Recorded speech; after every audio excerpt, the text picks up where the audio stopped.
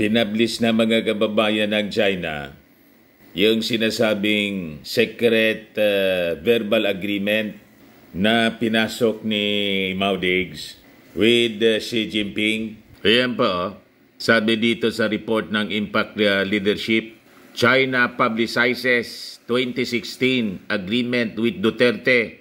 For the first time, China has publicized what it claims is an unwritten 2016 agreement with the Philippines over access to the South China Sea Islands. Yan po mga kababayan, no? Based sa report ng Associated Press. Yan ba?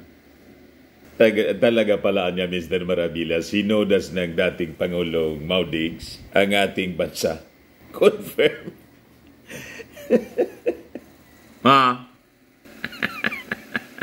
Di ano niya, Mr. Maravillas, authentic ba yung balitang yan? Authentic po. Pag hindi authentic, i-authenticate natin. Madali lang naman i-authenticate po ang mga document. Kailangan po lang may butas ng puncher, sabi ni Bato.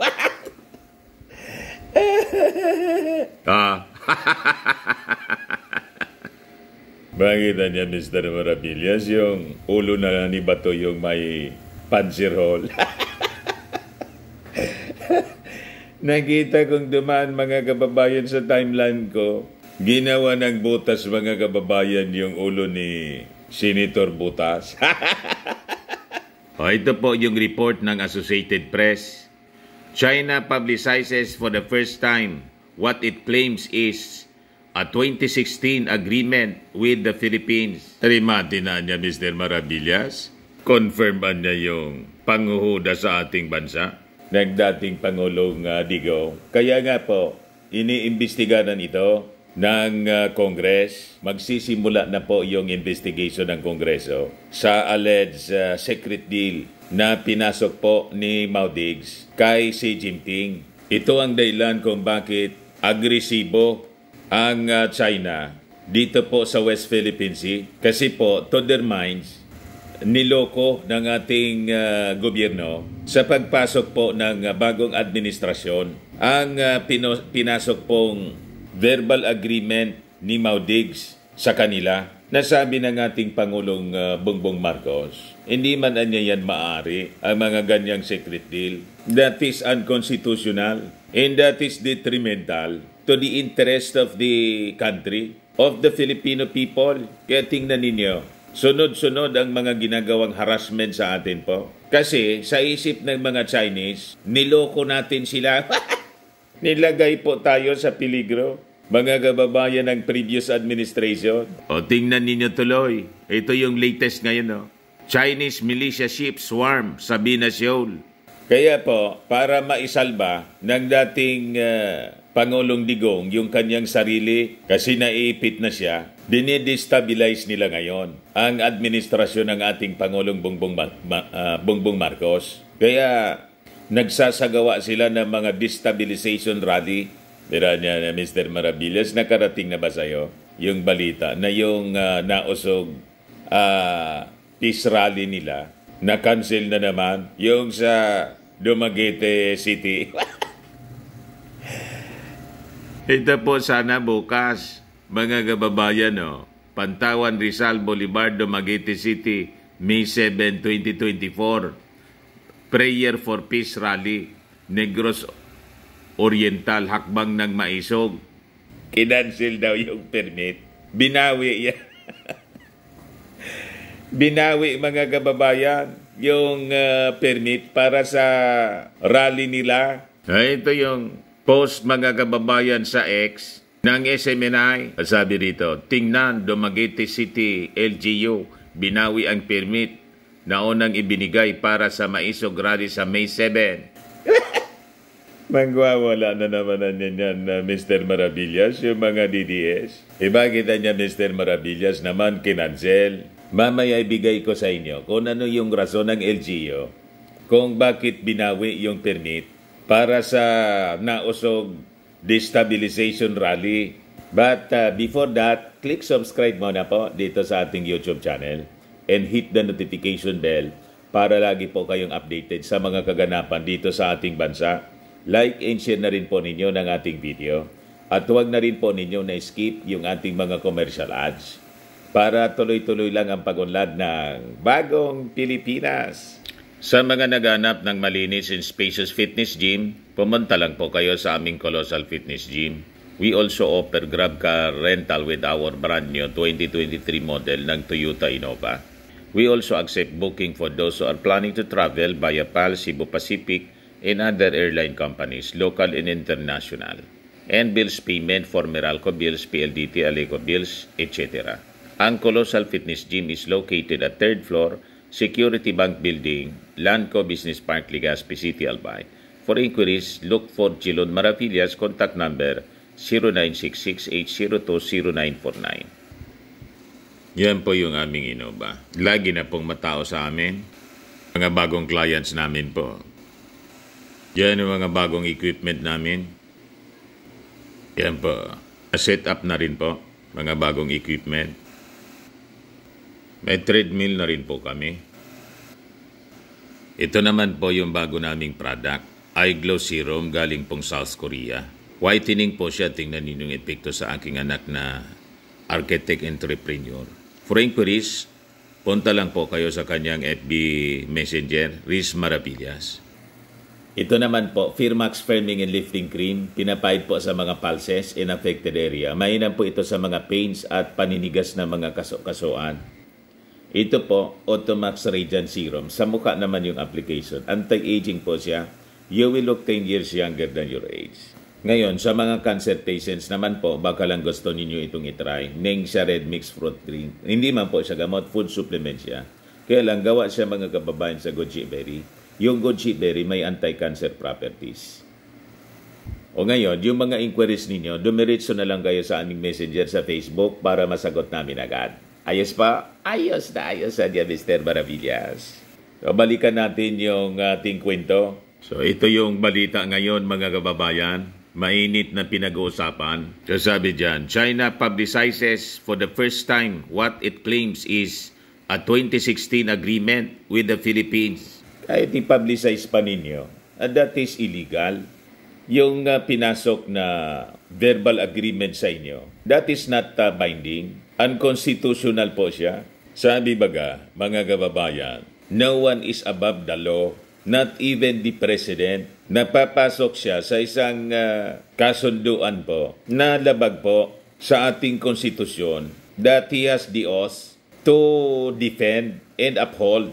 Ibaliktad po yung ginawa ng dating Pangulong Maudigs. Sabi nga, mga kababayan, ni dating Senior Associate Justice Antonio Carpio. Ang ginawa po ni Maudigs, culpable, violation of the Constitution, impeachable offense. Kaya lang, wala na siya sa Panguluhan. Pero kailangan pa rin niyang panagutan. Sabi nga po dito, sa kolumn ni Jarius Bundok, ex-President Roddy Duterte harmed Filipinos in his secret deals with Communist China. He can be indicted for corruption, sabi po ni retired Supreme Court Justice Antonio Carpio. Duterte has admitted to secret concessions to Chinese leader Xi Jinping during his incumbency. 1. To not repair the Navy's BRP Sierra Madre and in effect let it rust in Ayungin Shoal. Number 2. To let Chinese troll in the Philippines 200-mile exclusive economic zone. Both compromise Philippine interest, sabi po ni Carpio. Duterte forbade maintenance of Sierra Madre beach in Ayungin Shoal to repel Chinese annexation from 2016 to 2022. The ship rotted. If not for the steadfastness of Marines posted there, it would have collapsed into the sea. 120 miles off Palawan.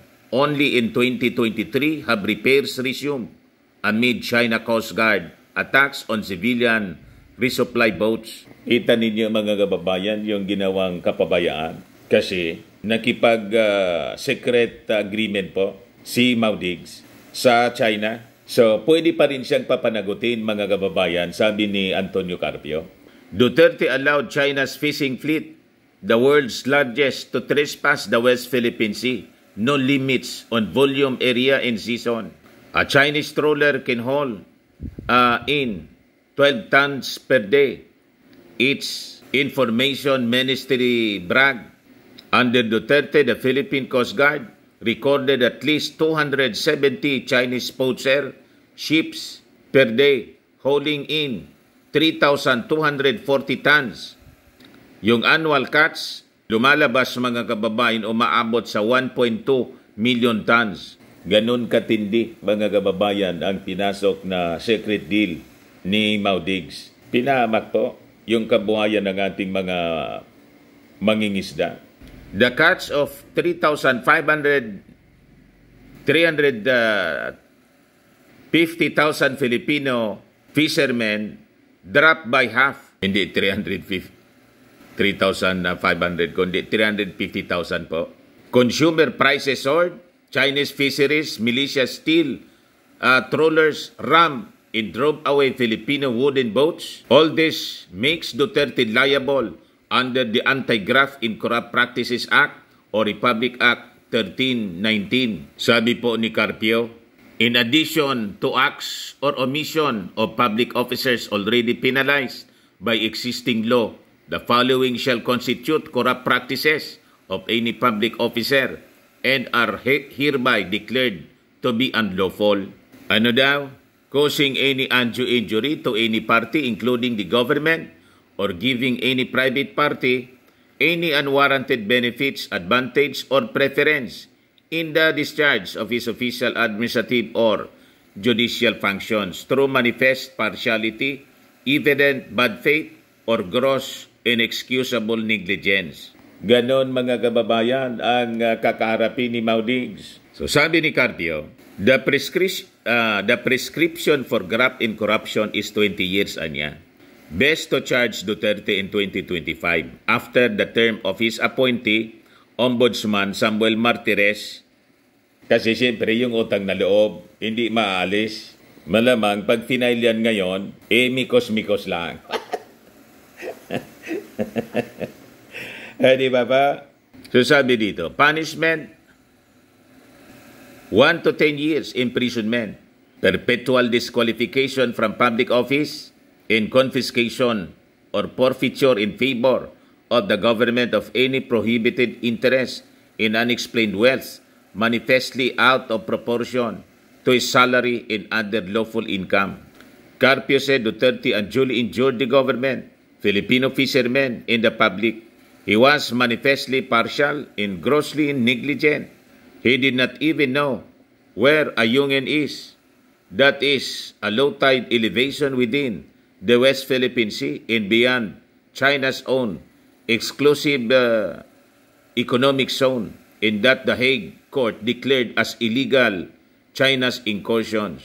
Hindi nire-recognize po ni Maudigs yung UNCLOS. So sabi po ni Carpio, Carpio cited a third violation by Duterte. He ordered the Navy to limit patrols to only our 12-mile territorial waters, thus leaving the EEZ unguarded. Carpio said that was a culpable violation of the Constitution. The state shall protect the nation's marine wealth and its archipelagic waters, territorial sea, and exclusive economic zone, and reserve its use and enjoyment exclusively to Filipino citizens. Ang ginawa niya, pinamigay niya sa mga Chinese.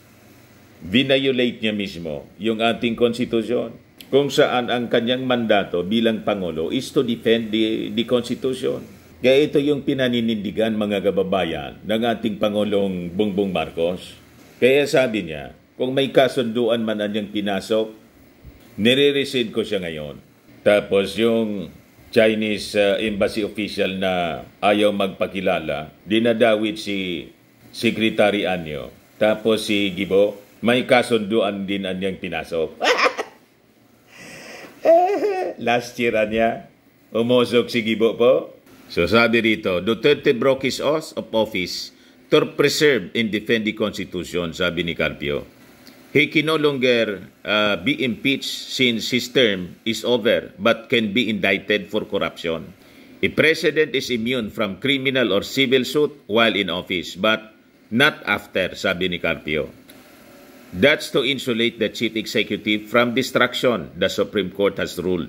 Alam ni Carpio kasi dati siyang senior associate justice. Mas magaling naman po si Carpio kaysa kay Maudigs. Kahit pareha sila abogado. Si Maudigs po, 75-75 lang. Yun daw yung grado niya, 75-75. So, pinablish na po ng Associated Press. Nilaglag na po si Maudigs. Ang objective siguro po ng China sa pag-publicize nito para iparating sa atin, sa ating Pangulong Bongbong Marcos na yung claim nila may base. Ganon mga kababayan. Kasi yan, nakipagkasundo sa amin yung presidente ninyo. Pagkatapos ngayon, binago ninyo. Yan ang punto ng China. Illegal nga yung pinasok ninyo. Saka hindi po uobra yung verbal. Kailangan lahat nakasulat siya. So sabi rito sa report galing po sa Taiwan, for the first time, China has publicized what it claims is an unwritten 2016 agreement with the Philippines over access to South China Sea islands. The move threatens to further raise tensions in the disputed waterway through which much of the world's trade passes and which China claims virtually in its entirety.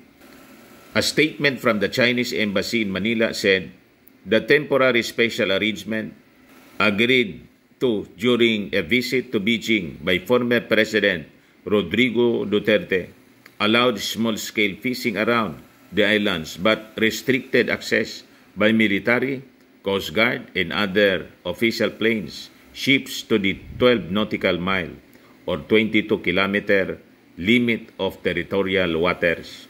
The Philippines respected agreement over the past 7 years but has since reneged on it to fulfill its own political agenda, forcing China to take action, the statement said. So, tama yung ating analysis na ang nasa isip ng China, hindi tinupad niya ng sumunod na administrasyon yung usapan namin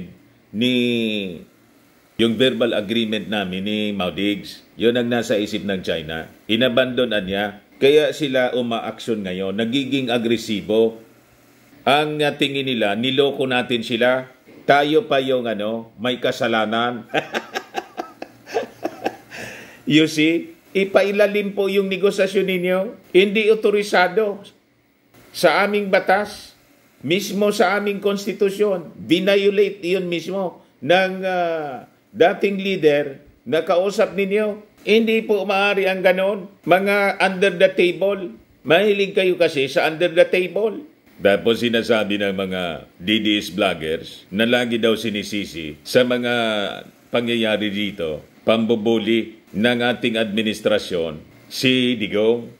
Siya man talaga dapat yung sisihin kasi pumasok siya sa isang kasunduan na unconstitutional at pasikreto na ginawa. Sell out. Sino pa man ang dapat nasisihin? O ito na nga, isinuka na siya ng China. Kinonfirm na mismo. Kaya sabi ni Carpio, kailangan papanagutin ang dating Pangulong Digong. So ito mismo ang sinasabi rito sa balita. This is the basic reason for the ceaseless disputes at sea between China and the Philippines over the past year and more, said the statement posted to the embassy's website Thursday, referring to the actions of the Philippines. So sabi dito, President Ferdinand Marcos Jr. and Duterte have denied forging any agreements that would have supposedly surrendered Philippine sovereignty or sovereign rights to China.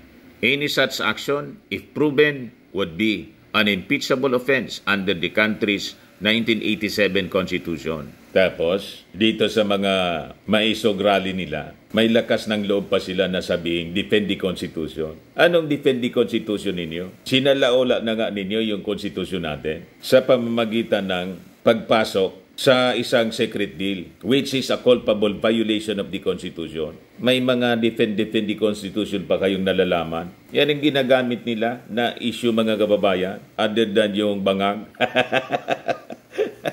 Di ba? Bangag pulburon issue. Kaya pinalalaki nila itong PDEA leaks na sabi ni Senator Botas, authentic niya yung document kasi may punch hole. Ganon. Sabi dito, however, after his visit to Beijing, Duterte hinted at such an agreement without offering details, said Colin Ko, senior fellow at the S. Rajaratnam School of International Studies based in Nanjing Technological University, Singapore, and an expert on naval affairs in the Indo-Pacific region, particularly Southeast Asia. He boasted that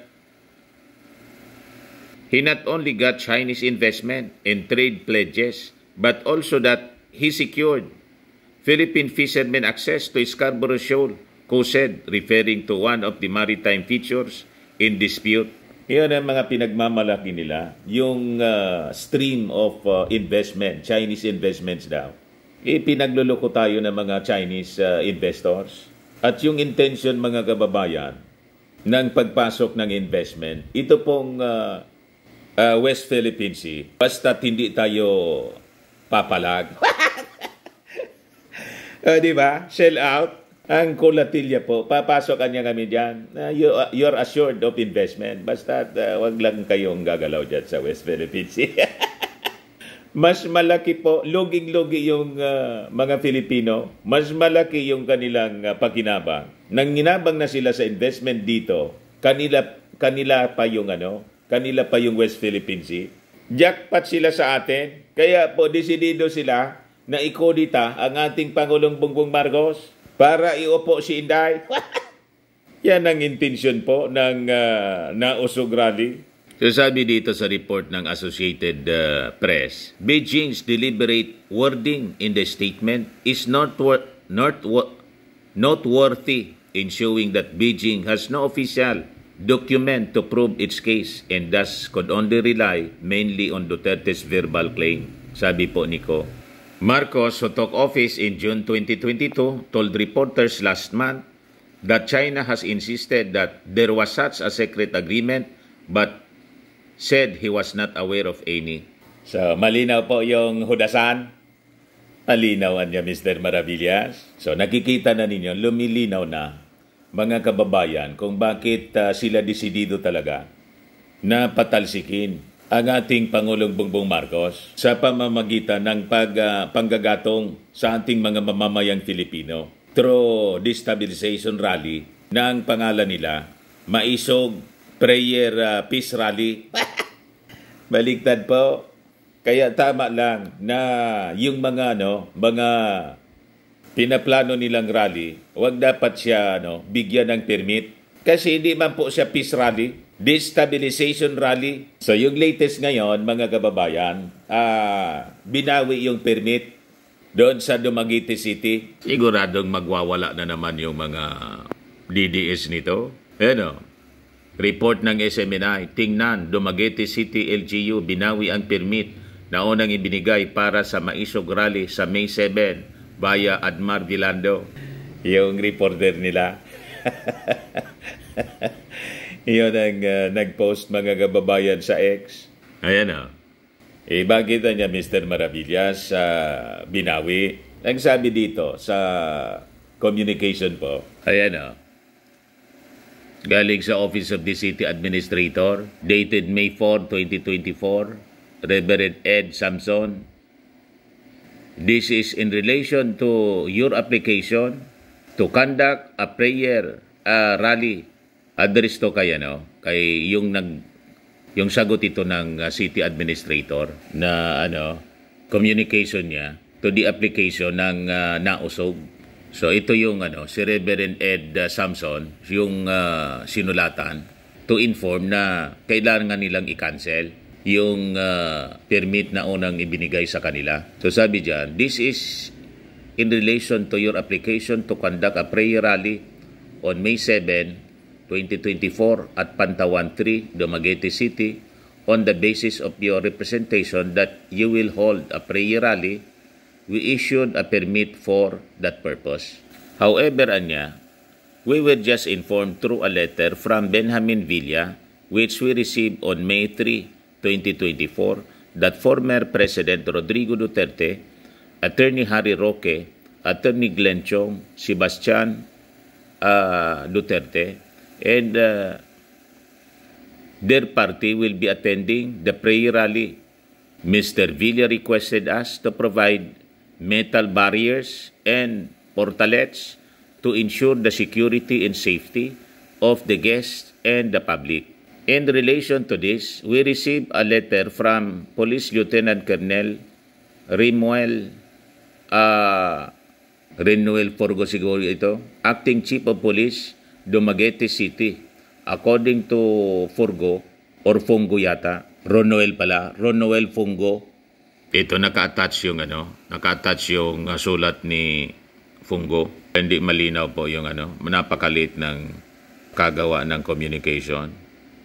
The current resources anya at the Dumaguete City Police Station are insufficient to ensure safety and security of the attendees, given their stature which necessitates the heightened security protocols. Furthermore, the city is unable to comply with the request of Mr. Villa for metal barriers due to the lack thereof in short notice. Hindi kayang i-secure. Wala kayo sa buhay ninyo. Wala kaming resources.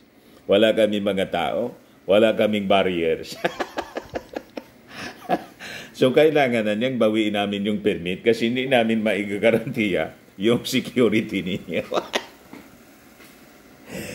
Siguradong galit na naman ito yung mga DDS, lalo na yung dating Pangulong Digong. Magpipresko na naman sila at titiray na naman yung ating Pangulong BBM. Hindi man kayo di kumuha kayo ng sarili ninyong security at maghakot kayo ng sarili ninyong galing doon sa Davao. Maghakot kayo ng sarili ninyong mga metal barriers, dalhin ninyo sa Dumaguete City, karga ninyo sa barko. Sa eroplano. Hindi man na niya Mr. Maravillas magkasya. Sabi nga natin mga kababayan, ba't bibigyan ng permit? Ako, sabihin ko na sa inyo. Tingin ko, gumawa lang ng rason yung Chief of Police. Saka yung, kasi madadamay sila. Yung city, yung local government, gumawa na lang yun ng rason. Kasi nga po, hindi man peace rally ang ginagawa ninyo, destabilization rally. Ang kuwan po, ang mga kapulisan natin, kukuha ba sila ng bato para iampas sa kanilang kanilang ulo? In effect, ganon pag pinaintulutan kayo. Kasi, ba't nila bibigyan ng problema yung kanilang sarili? Alam nila na hindi man peace rally, hindi man prayer rally, kundi murahan rally. At yung intention is to destabilize the present administration. Ba't kayo bibigyan ng permit? Tapos sila pa yung magsisecure sa inyo? What? Ano sila? Loko-loko? Ini-secure ninyo yung sarili ninyo. Sabihin naman ninyo, diktador na yung ating Pangulong Bongbong Marcos. Diktador na kung diktador.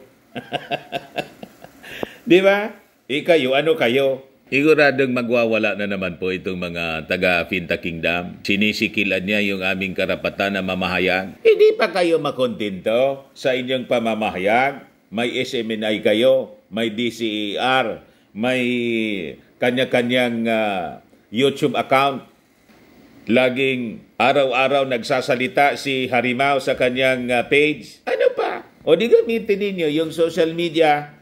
Libre kayo dyan. Mag-sirko-sirko pa kayo gamit yung social media. Doon kayo sa Davao City kasi teritoryo ninyo. Builo kayo doon, tapos cover ninyo ng SMNI at saka lahat ng mga vloggers ng mga DDS vloggers. O di ba? Pero kung pati yung mga local government units, yung ating mga kapulisan, iistorbuhin pa ninyo para kayo manggulo, ba't kayo bibigyan ng permit? Kaya tama lang na binawi yung permit sa inyo. Hindi man siya peace rally, nasa title man lang yung peace rally ninyo. Destabilization rally ang ginagawa ninyo. Kaya sabi rito po, in view of the foregoing, we are constrained to cancel your permit to hold a prayer rally on May 7, 2024. Kindly apply for another permit on a time and date of which should be properly coordinated with this office, taking into consideration the following: the number of attendees, the nature of the activity, the noteworthy personalities, security, safety, and traffic concerns, and number 5, other possible requests. Please present your receipt for the refund of your payment. For your guidance in compliance, sincerely, Felipe Antonio Rimolyo, City Mayor. Signed by the City Administrator, Olani, hindi ko mabasa yung apelyido niya. Tapos, sasabihin nila, kasi niya, tinawagan yun ni Lagdameo na naman ang ituturo, yung SAP.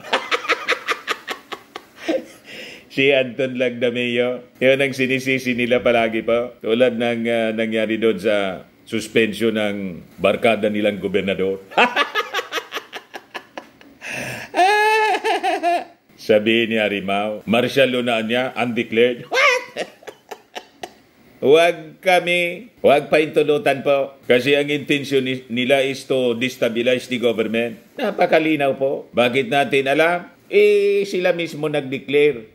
Ginagatungan yung armed forces, yung PNP, na mag-withdraw ng support sa ating Pangulo. Kaya nga po under investigation ngayon si Pantaleon Alvarez. For inciting to sedition. Batayaan kayo na mag-violate ng batas at manggulo sa ating gobyerno. So tama lang ang aksyon na ginawa ng local government kasi ayaw nilang madamay po.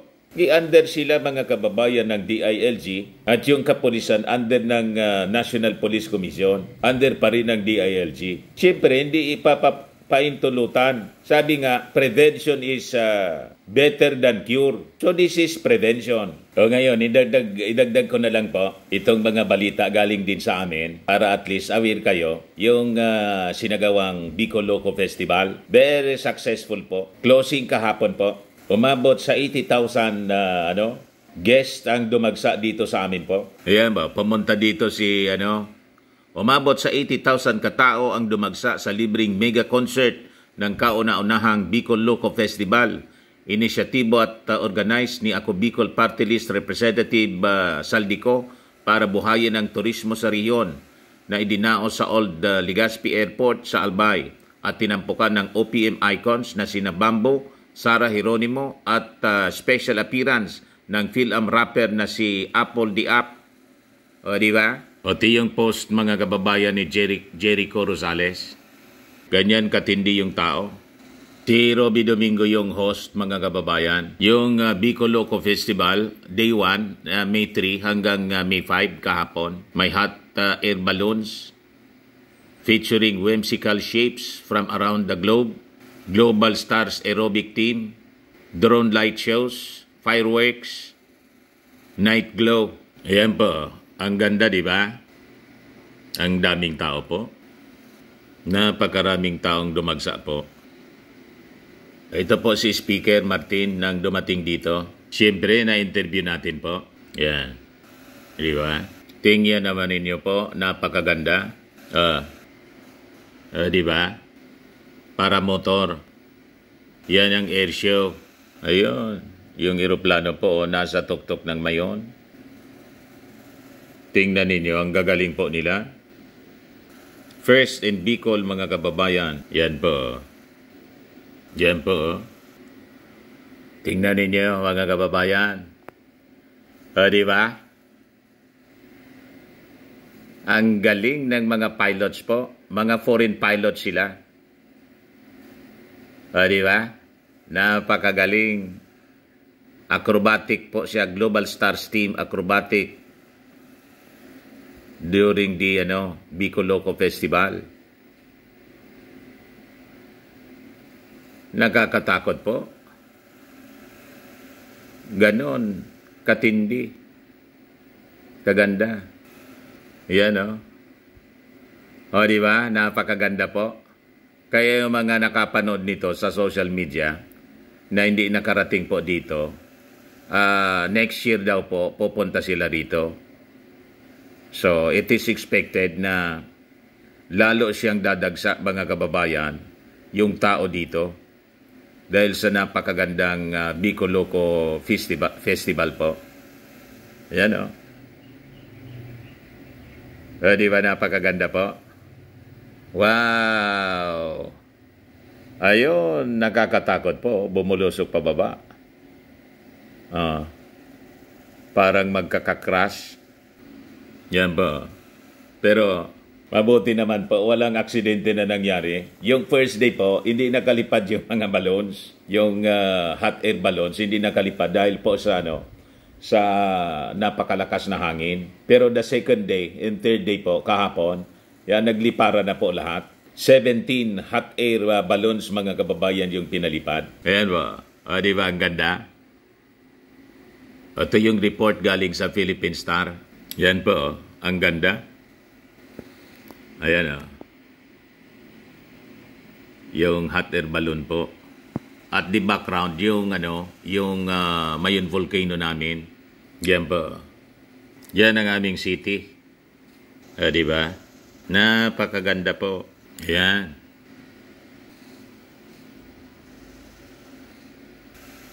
Ang galing po ng piloto.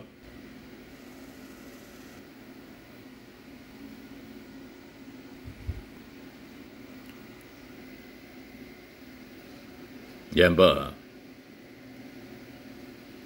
Di ba? Napakagaling.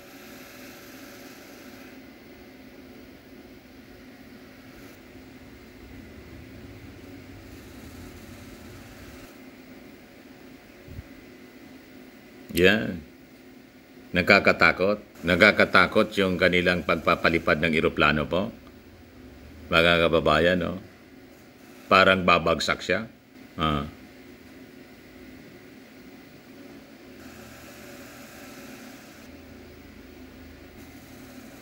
Yan po.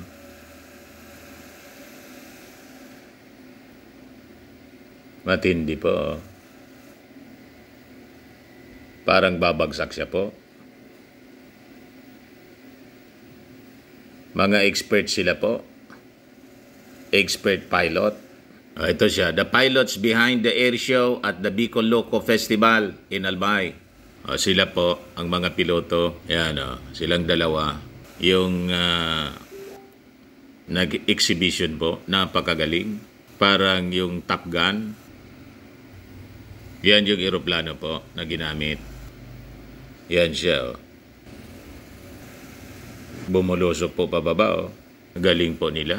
So yung mga participants po sa Bicol Loco Festival na nagpalipad ng hot air balloons galing pang France, United Kingdom, Netherlands, Sweden, China, Belgium at pati siyempre sa Amerika, galing sa United States of America.